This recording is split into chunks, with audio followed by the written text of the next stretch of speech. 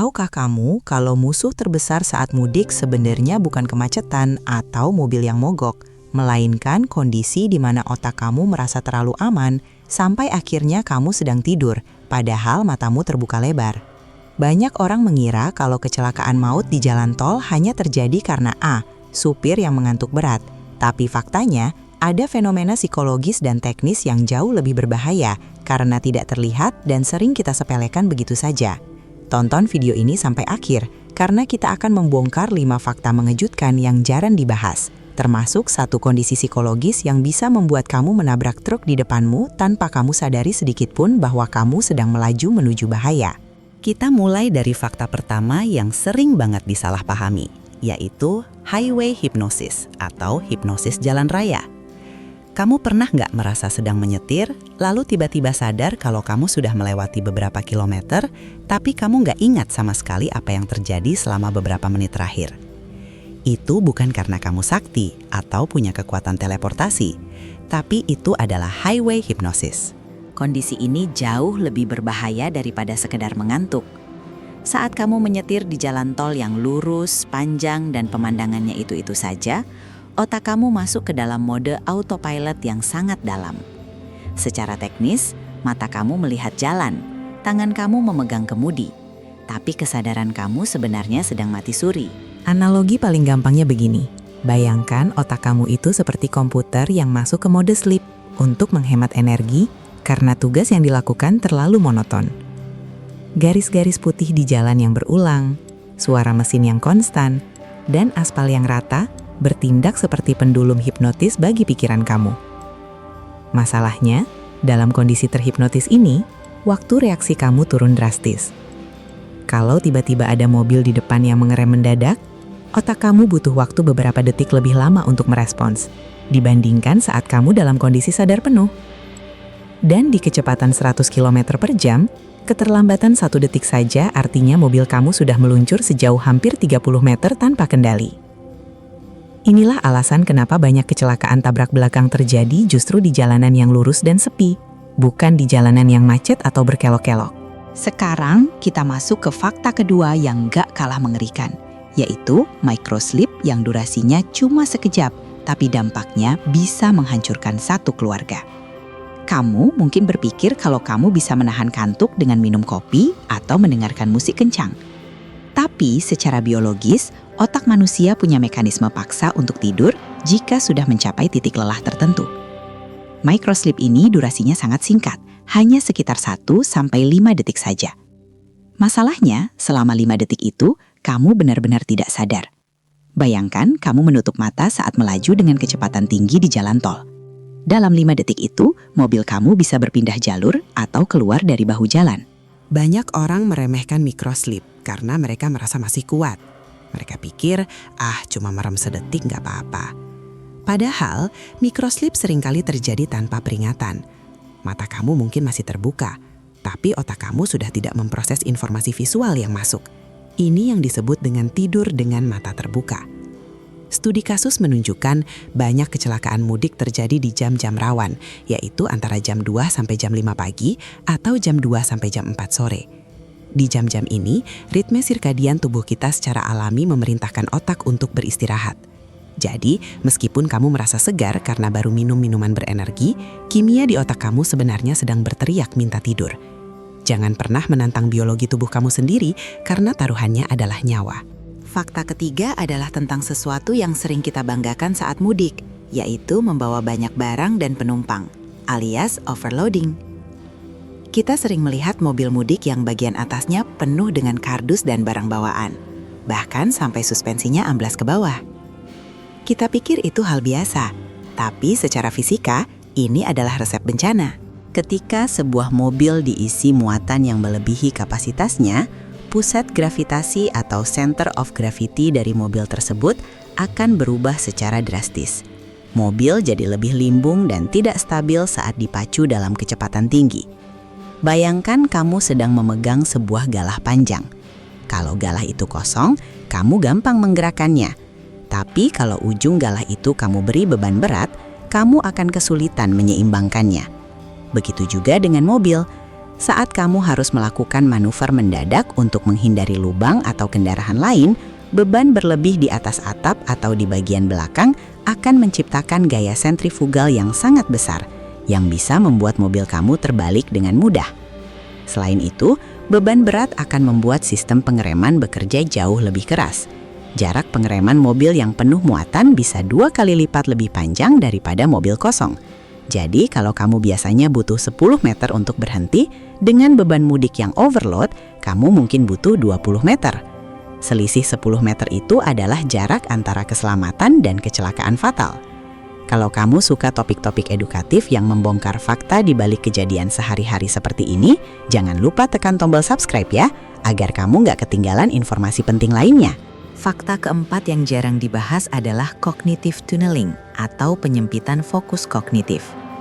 Ini sering terjadi saat pengemudi terlalu fokus pada satu tujuan. Misalnya, ingin cepat sampai ke kampung halaman sebelum waktu buka puasa atau sebelum sholat Id. Ketika kamu terlalu terobsesi dengan waktu tiba, otak kamu mulai mengabaikan detail-detail kecil di sekitar. Kamu hanya melihat lurus ke depan dan mengabaikan apa yang terjadi di kaca spion atau di sisi kanan kiri mobil. Kamu kehilangan kesadaran situasional. Secara psikologis, ini membuat kamu berani mengambil resiko yang tidak masuk akal, seperti menyalip di tikungan atau memacu kecepatan di atas batas aman. Kamu merasa seolah-olah kamu punya kontrol penuh, padahal kamu sedang berada dalam terowongan mental yang sangat sempit. Ditambah lagi, ada fenomena yang disebut target fixation.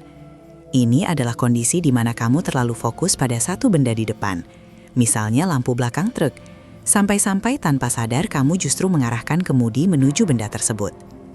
Banyak kasus pengemudi yang menabrak mobil yang sedang berhenti di bahu jalan karena mereka terlalu lama menatap lampu hazard mobil tersebut, dan otak mereka secara tidak sadar menginstruksikan tangan untuk mengikuti arah pandangan mata. Ini adalah jebakan psikologis yang sangat mematikan. Terakhir, fakta kelima adalah tentang tekanan ban dan suhu aspal. Ini terdengar teknis banget, tapi ini adalah penyebab utama kecelakaan pecah ban yang sering berakhir tragis. Saat mudik, perjalanan dilakukan dalam durasi yang sangat lama, bisa 10-20 jam. Gesekan antara ban dan aspal yang panas di siang hari akan meningkatkan tekanan udara di dalam ban secara signifikan. Kalau kamu memulai perjalanan dengan tekanan ban yang kurang atau justru terlalu berlebih karena barang bawaan yang banyak, struktur dinding ban kamu akan menerima stres yang luar biasa. Banyak orang mengira ban pecah itu karena bannya sudah gundul. Padahal, ban baru pun bisa meledak kalau suhunya terlalu panas akibat kurangnya tekanan udara yang membuat dinding ban terus menekuk saat berputar. Saat ban pecah dalam kecepatan tinggi, reaksi refleks kebanyakan orang adalah menginjak rem sedalam-dalamnya. Padahal, ini adalah kesalahan fatal yang akan membuat mobil langsung terpelintir dan terguling. Cara yang benar justru jangan injak rem sama sekali, tapi tahan kemudi tetap lurus dan biarkan mobil melambat dengan sendirinya. Tapi siapa yang bisa tenang saat mendengar suara ledakan ban dan mobil mulai goyang? Itulah kenapa pencegahan jauh lebih penting daripada penanganan. Mudik adalah perjalanan cinta untuk bertemu keluarga, namun seringkali berubah menjadi duka karena hal-hal yang kita anggap sepele. Kita terlalu fokus pada mesin mobil, tapi lupa memperhatikan mesin yang paling utama, yaitu otak dan kesadaran sang pengemudi. Kita terlalu fokus pada barang bawaan, tapi lupa pada hukum fisika yang mengintai di setiap putaran roda. Mengerti fakta-fakta ini bukan untuk menakut-nakuti, tapi agar kita semua bisa lebih waspada dan menghargai setiap detik di balik kemudi.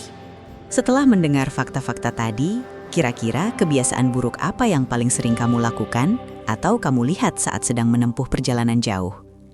Apakah kamu tipe yang suka memaksakan diri menyetir meski sudah lelah?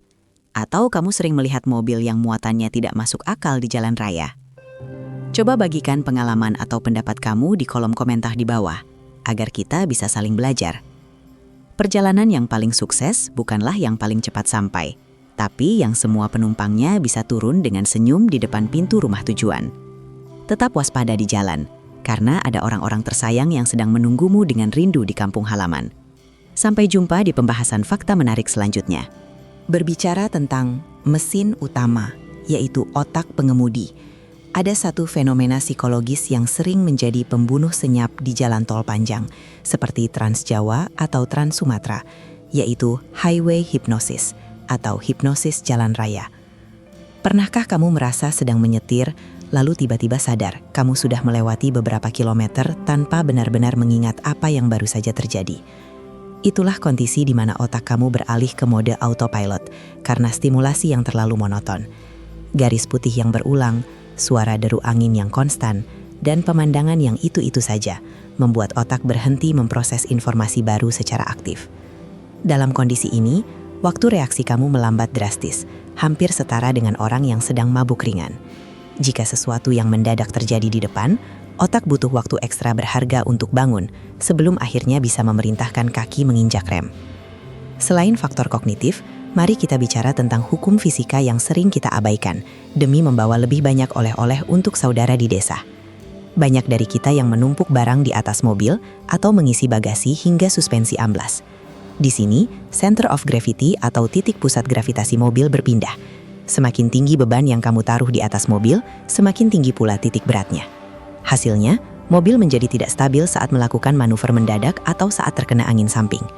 Dalam studi dinamika kendaraan, mobil yang kelebihan beban di bagian atas memiliki resiko terbalik berkali-kali lipat lebih tinggi saat ban pecah dibandingkan mobil dengan beban normal.